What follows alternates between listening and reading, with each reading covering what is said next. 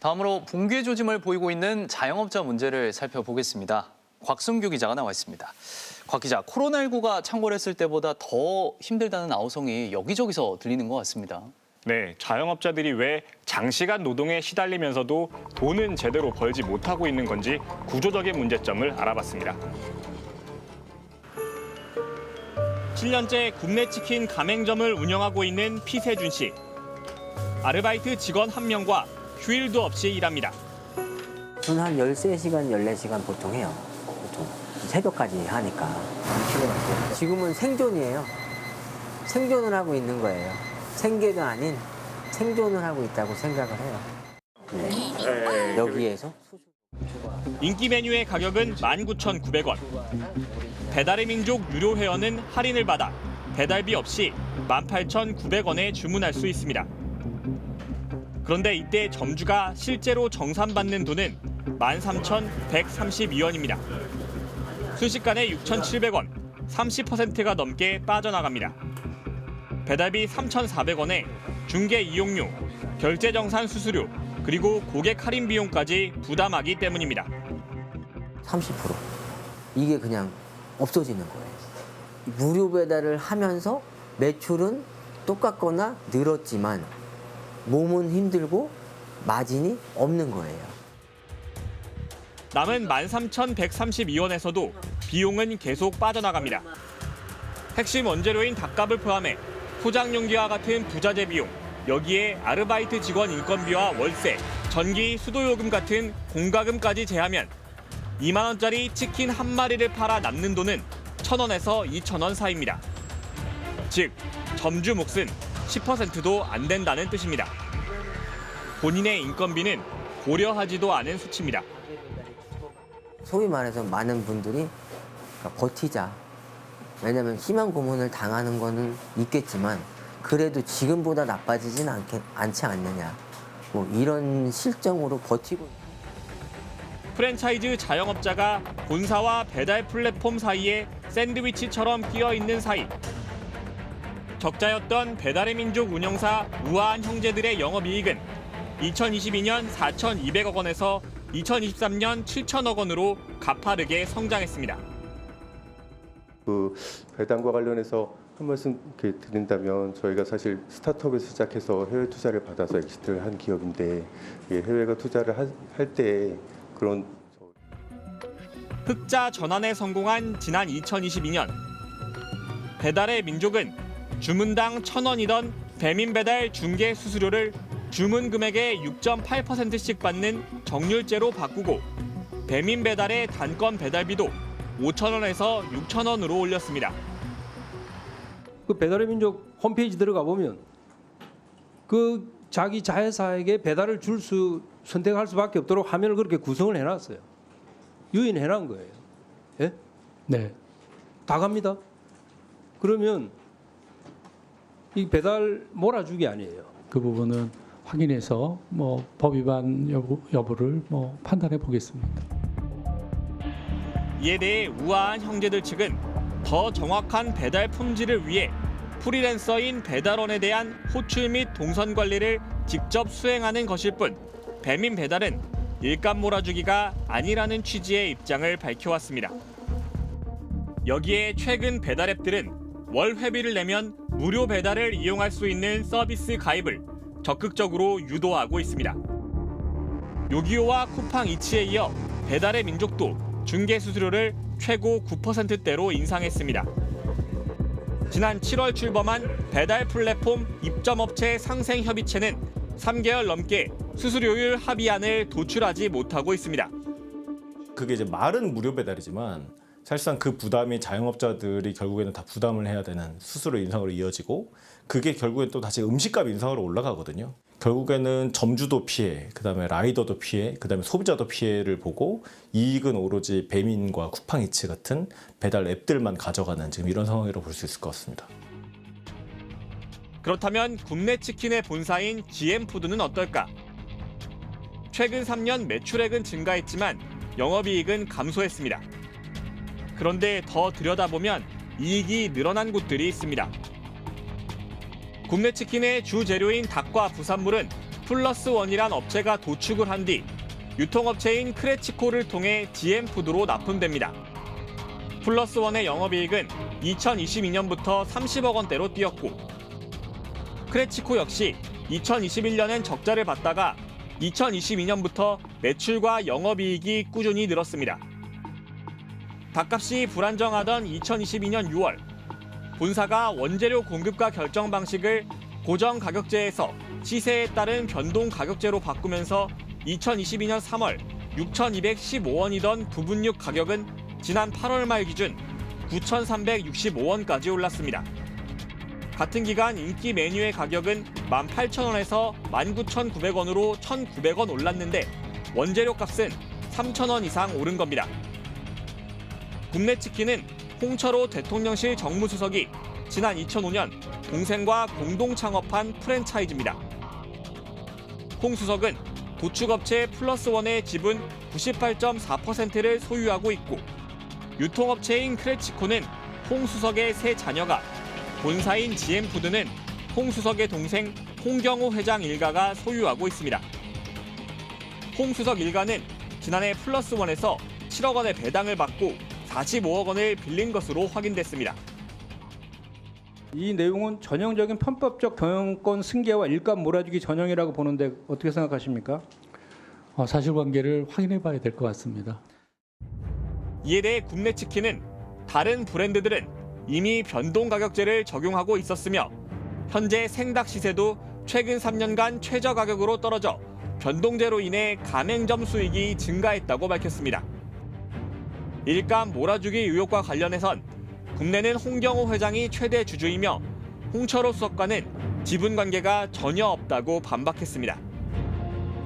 플러스원은 45억 원의 대여금은 신규 사업 투자금이고 사업이 개시되면 곧 상환될 자금이라고 설명했습니다. 한 기업 분석연구소가 주요 프랜차이즈 128곳의 데이터를 집계한 결과 최근 3년간 가맹본사의 매출액은 32.2%, 영업이익은 77.8%가 늘었습니다. 그러나 가맹점 평균 매출은 7.5% 늘어나는데 그쳤습니다. 제주는 곰이 부리고 이제 돈은 이제 뭐 다른 사람이 벌어간다 뭐 이런 그런 표현도 있잖아요. 가맹점들이 아무리 열심히 해서 돈을 벌어도 다양한 방법으로 그 잉여를 본사에서 가져가는 이런 계약들이 좀 만들어질 수가 있고 이런 것들은 이제 우리 법률과 제도로서 강하게 보호를 할 필요가 있거든요. 통계로도 자영업자의 심각한 상황이 드러나고 있습니다. 네, 전체 자영업자의 75% 정도는 한 달에 100만 원도 벌지 못하고 있고 소득이 0원이라고 신고한 자영업자도 95만 명에 달합니다. 더구나 영세 자영업자만 어려움을 겪고 있는 게 아니지 않습니까? 네, 시장의 무게중심이 온라인으로 옮겨가면서 상대적으로 큰 매장을 운영하던 자영업자들에게도 시련이 닥치고 있습니다. 지난달 21일 국정감사, 아디다스 코리아의 피터 곽 대표가 영어로 발언을 하자 Okay. Honorable Congressman, 여야를 가리지 않고 질타가 쏟아졌습니다. The future partners policy and 국감을 국정감사를 무력화하려는 시도는 의도가 아닌가라는 의원들이 화내는 이유, 작년엔 협의하에 유창한 한국어로 답했기 때문입니다.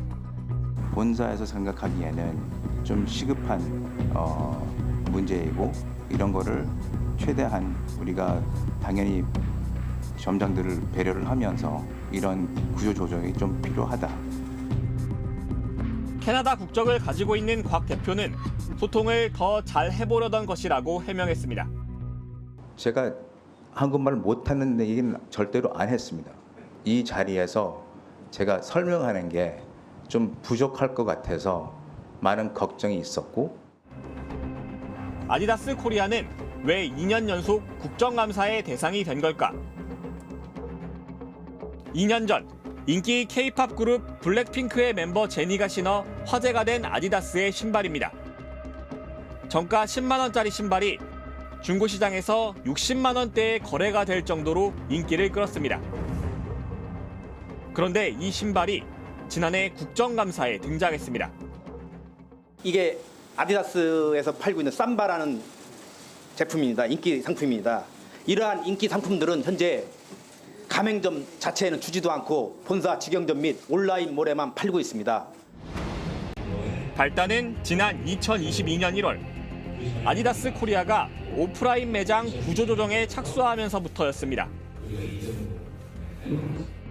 점주 100여 명 중 퓨처 파트너로 선정되는 20명을 제외한 나머지에겐 2024년까지만 상품을 공급하고 2025년엔 계약을 끊겠다고 통보했습니다. 설마 이렇게 하겠나, 이런 정책을 해도 설마 이런 생각이 먼저 들었지. 이게 뭐 진행이 될 것이다, 이렇게까지 될 것이라고는 생각을 못했습니다. 온라인 중심으로 사업 방향을 틀면서 주문을 받으면 가까운 영업점에서 상품을 배송해 매출을 공유하는 방식으로 운영하던 온라인 쇼핑몰 운영도 본사가 배송까지 전부 하는 방식으로 바뀌었습니다. 그러면서 인기 제품들은 온라인과 본사 직영점 위주로 공급되기 시작했습니다.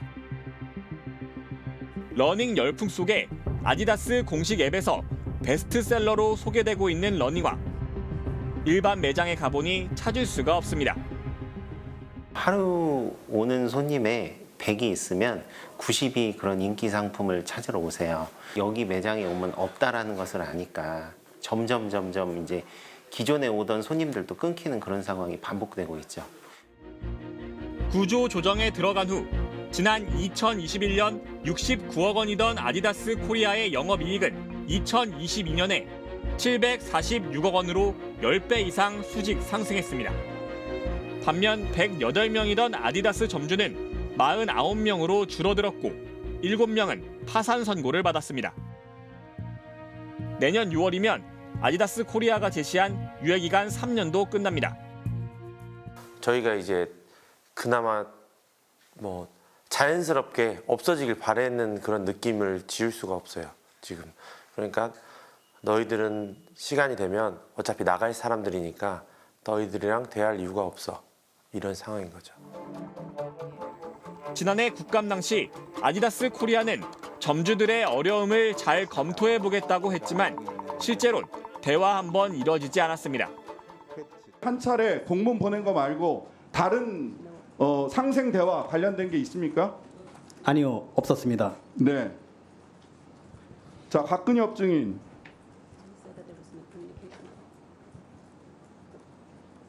왜 아무것도 안 하셨어요, 지난 1년간? How come you haven't done anything during the past 1 year? Nothing's. I think, Honorable Congressman, that that's not quite the full story.